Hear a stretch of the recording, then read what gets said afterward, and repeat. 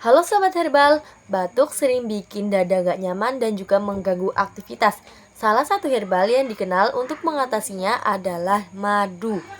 Madu ini mengandung senyawa antibakteri alami dan juga antioksidan.